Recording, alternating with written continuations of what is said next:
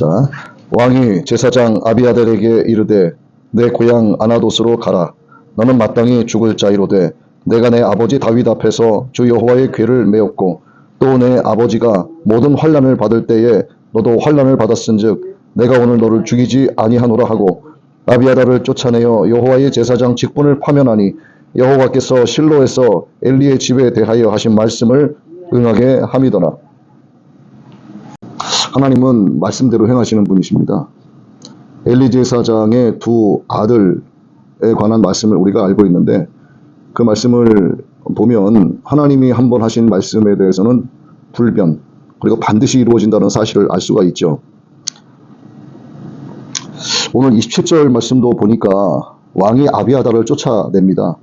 그런데 아비아달이 원래 죽을 목숨이었는데 자신의 아버지 다윗 왕이 고난과 어려움을 당할 때 함께 고난과 어려움을 당했다라는 이유로 일단은 살려두는 거죠. 그러나 이제 제사장의 직분을 파면시키고 쫓아내버립니다. 이에 대해서는 하나님께서 실로에서 엘리 제사장의 집에 관하여 하신 말씀이 있는데 오늘 이 장면은 하나님의 말씀이 그대로 응해지는 장면인 거죠. 하나님이 인간을 사랑하십니다. 인간의 행복을 위해서 명령과 규례를 주셨어요. 물론 하나님의 율법은 죄를 알게 하는 것인데 하나님께서 죄만 알게 하시는 것이 아니라 어떻게 하면 이 죄짐을 벗어내버릴 수 있는지까지도 알려주셨는데 거기까지는 생각하지 않고 율법만 생각을 한다면 이제 하나님은 굉장히 가혹하신 분으로만 생각을 하기가 십상이죠. 그런데 하나님은 속성 자체의 대표가 바로 사랑이시기 때문에 이 사랑은 하나님 자신을 사랑하시는 게 아니라 우리를 사랑하시는 거란 말이에요. 왜 우리를 사랑하시는가? 하나님의 영원하신 행복을 우리에게 주시기 위함인데 우리의 행복은 일순간적이지만 하나님 주시는 행복은 마카리오스라는 행복이라고 해서 영원히 존속되는 행복을 이야기하는 거예요. 그래서 그 자발적으로 따를 수 있는 선택권을 우리에게 주셨단 말이죠. 소위 자유의지도 동시에 주셨습니다. 그것은 인간을 꼼짝 못하고 명령을 따를 수밖에 없는 기계로 만드신 것이 아니라 하나님의 형상대로 지, 정, 의 이것을 갖춘 인격체로 지어주신 거죠. 그래서 하나님과 통할 수 있는 자신의 어떤 의사, 우리에게는 언어가 있잖아요. 이 의사로 하나님의 명령을 따를 때 그리고 순종할 때 이것이 이제 하나님의 기쁨이 되기 때문입니다.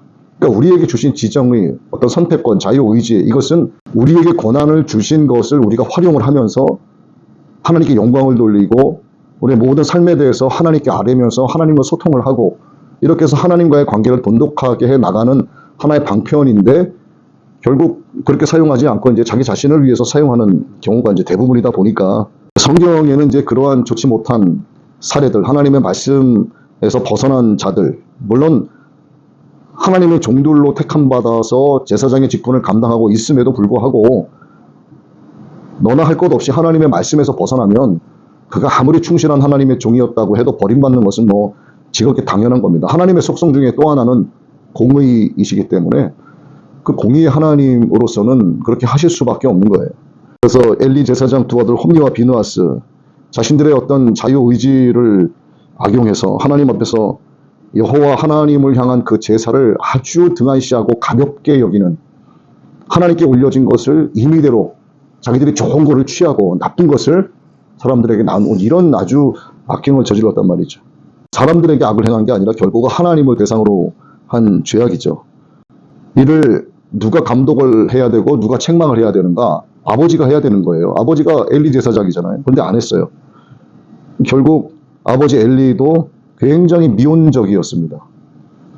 이것도 저것도 아니었어요. 하나님께서 진노하실 수밖에 없습니다. 그래서 엘리 집안 전체의 파멸을 선언하신 거예요. 무섭죠. 그 말씀대로 온 집안이 철저히 망하는 결과를 우리한테 보여주셨습니다. 사무엘상 2장의 말씀에 보면 엘리 집안에 대해서 어떻게 하나님이 파멸하시는가가 나와 있죠. 하나님 하신 말씀은 반드시 실행하신다는 거. 하나님의 말씀이 한 번 하나님의 입에서 나가서 주의 종들을 통해서 선포되어지면 그건 돌이킬 수 없어요. 결코 땅에 떨어지는 법이 없습니다.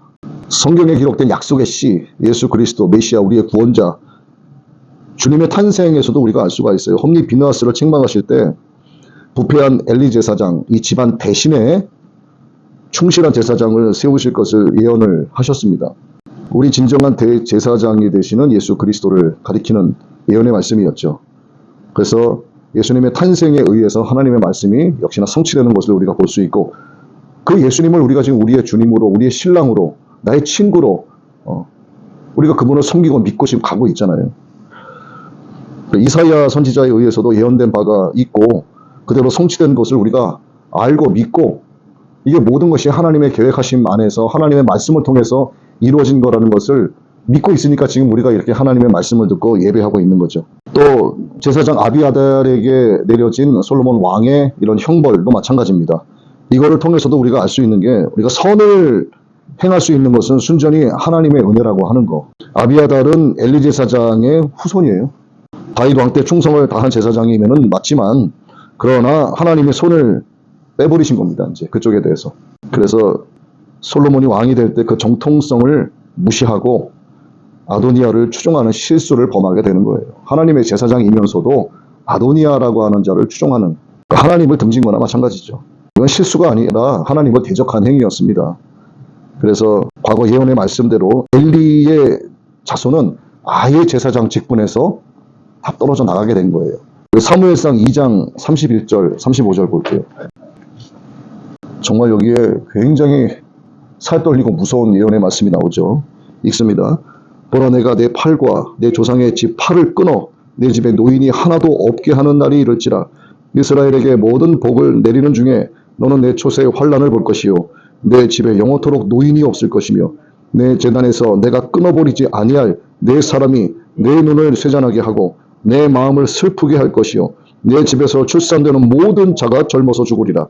내 두 아들 홈니와 비느하스가 한날에 죽으리니 그들이 당할 그 일이 내게 표징이 되리라.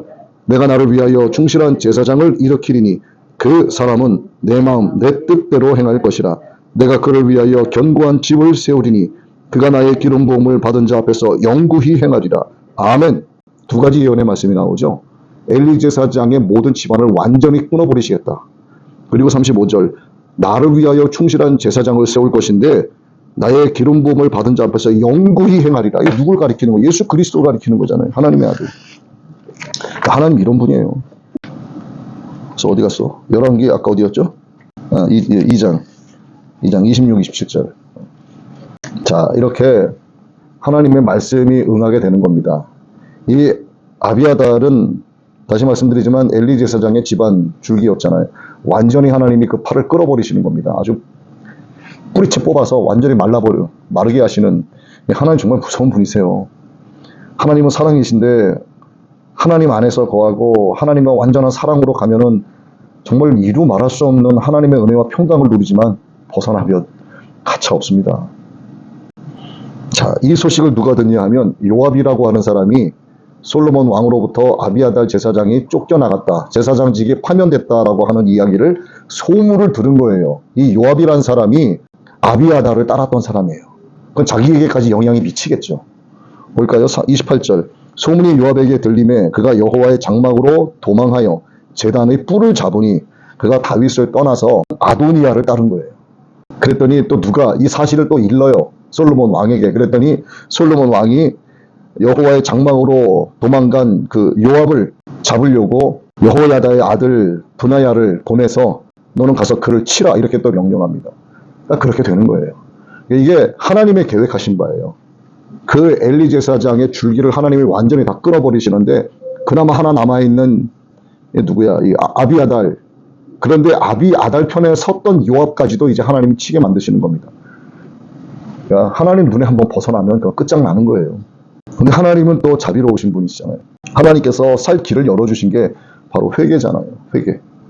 근데 이제 그걸 안 하니까 오늘 말씀을 한 문장, 한 키워드로 말씀드리면 말씀대로 반드시 행하시는 하나님이라는 거죠. 엘리 제사장의 두 아들의 교훈에서도 알 수 있고, 약속의 씨의 탄생에서도 우리가 조금 전에 읽었던 사무엘상 2장 우리 35절 그 말씀에 영구히 세우리라고 하신 메시아의 탄생의 예언의 말씀에서도 우리가 알 수 있고, 아비아달에 대한 이 징벌, 아비아달의 편을 들었던 이 요압까지도 결국 하나님이 치시는 이 장면을 통해서 하나님의 공의가 어떠하며 하나님의 말씀은 절대로 땅에 떨어지지 않는다라는 말씀이 오늘 말씀을 통해서도 우리가 다시 한번 재확인할 수 있는 말씀인 거죠. 그럼 예수님의 재림이 예수님의 초림보다 더 많이 기록이 돼 있는데 안 오시겠느냐 이거죠. 오셔요. 어제 말씀드린 대로 99.9%의 믿음은 안 돼요. 100%의 믿음이 되어야 합니다. 완전 무결한 신부가 아니고서는 주님과 완전한 하나가 될 수 없어요. 왜냐하면 주님은 완전한 분이시기 때문에 완전한 신부의 믿음이 아니면 안 되는 거예요. 근데 이거를 완전하게 할 수 있는 방법은 회개예요. 회개. 어떤 인간이라도 어떤 예수님의 신부라도 안에 예를 들어서 감자, 고춧가루, 고추장 다 묻어요. 이 죄들이 자꾸 달라붙는단 말입니다. 마귀가 달라붙게 하고 생각에서도 나와서 막 달라붙는 거예요. 이거를 떨쳐내고 옷을 깨끗하게 빨아버릴 수 있는 방법은 회개밖에 없어요. 예수님의 피로 씻는 방법밖에 없어. 그래서 계속 회개해야 되는 거야. 그래서 복음이 선포될 때 했던 첫 번째 메시지는 회개하라예요. 이게 첫 번째 메시지야. 회개하라. 천국이 가까이 왔느니라. 천국이 누구라고요? 천국이 예수님이에요. 예수님의 본질이 천국이고 예수님의 본질은 영원한 생명이에요. 그러면 회개하라. 주님이 가까이 오셨다. 예수 그리스도께서 오셨다. 우리의 메시아가 오셨다. 우리에게 구원의 그날이 다가왔다. 이게 그 메시지 아닙니까? 그러기 위해서는 회개하라는 거예요. 이렇게 하나님의 징계를 받는 자들의 공통적인 게 뭐 같습니까? 도망간 요압이란 사람도 그렇고 아비아달이란 사람도 그렇고 이들의 공통적인 게 뭐 같아요? 이들은 회개하지 않았어요. 용서를 구하지 않았습니다. 전심으로 마음을 찢고 왕 앞에 가서 자신의 잘못을 뉘우치고 회개한다면 어떻게 하겠어요? 그래도 하나님이 세우신 종인데 용서하겠죠. 저 같으면 용서할 것 같아요. 아무리 나에게 몹쓸 짓을 했어도 알잖아요. 저 사람이 정말로 마음을 찢고 전심으로 회개하고 용서를 구하고 뉘우치는지, 아니면 요 위험한 상황을 모면하기 위해서 페인트 모션으로 연극을 하는지 그거 보면 모르겠어요. 대번에 아는 거예요. 그렇게 용서를 구했으면 살 수도 있었을 텐데, 그런데 그거보다 더 중요한 것은 하나님께서 이미 그렇게 작정하신 거예요. 이건 소용이 없는 겁니다. 그렇기 때문에 이들은 회개하지 못하게 된 거예요. 하나님께서 멸하시겠다고 하신 것은 그들로 하여금, 멸망받은 자들로 하여금 회개조차도 못하게 하신다는 의미가 여기에 들어가 있는 겁니다. 그런데 우리는 어떻게 해요? 회개하잖아요. 회개. 한 가지 놀라운 평안의 말씀이 있어요. 우리가 간절히 주님을 찾지 않습니까? 주님을 찾는다는 것 그 자체가 이미 하나님의 은혜가 임하고 있다는 뜻이에요. 내가 간절히 주님을 찾고 있다는 것 자체가 하나님의 부르심에 대한 응답의 표징이 내가 지금 하나님을 간절히 찾고 있는 거예요. 이건 하나님이 나를 부르셨다는 증거예요.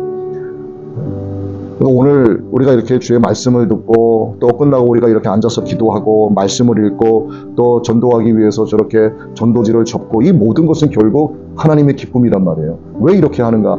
하나님의 부르심에 대한 증거예요, 이 모든 것들이. 그래서 우리는 하나님을 향하여 우리의 구원의 문제에 대해서 두려움과 떨림도 물론 있지만 늘 감사해야죠. 범사에 감사하고 정말 쉬지 말고 기도하고 항상 구원해 주신 은혜에 기뻐하고, 왜냐하면 이것이 하나님의 뜻이기 때문에. 그래야지만 하나님의 임재 안으로 들어갈 수 있는 거예요. 말씀대로 행하시는 하나님, 그래서 예수님은 반드시 재림하시고 주님의 신부들은 반드시 휴거되고 그때 올라가기를 간절히 우리가 사모하면서 오늘 하루 또 보냈으면 좋겠습니다.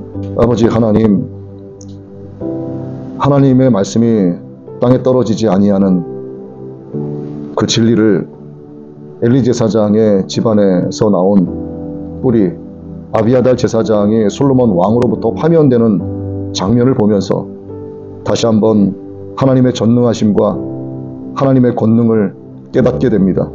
다윗의 아들 압살롬을 편들거나 따르지 않았지만 잠시라도 아도니아라고 하는 제사장을 따랐던 요압마저도 여호와의 제단에 숨어 뿔을 잡았지만 결국 처단당하게 되는 장면을 보면서 하나님의 말씀의 위엄이 얼마나 위대하시고 얼마나 크시며 또한 얼마나 정확한지를 우리는 다시 한번 우리 마음속에 새기게 됩니다.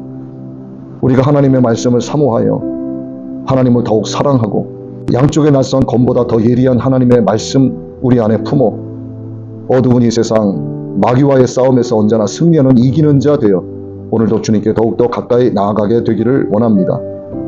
아버지 하나님, 이를 위하여 언제나 성령으로 충만하기 원합니다. 깨끗한 주님의 신부 되어서 내 안에 묻어있는 모든 죄악들, 안팎의 죄악들 예수님의 보혈로 씻어주시옵소서. 지금 이 순간 주님이 오시더라도, 이 밤 주님이 오시더라도, 집에 돌아가는 발걸음 가운데 주님 오시더라도 공중재림하시는 신랑 되시는 예수님을 간절히 사모하고 고대하고 있사오니 우리를 기억하여 주시고 우리를 주의 신부로 맞아 주시옵소서. 예수님의 이름으로 기도드리옵나이다. 아멘.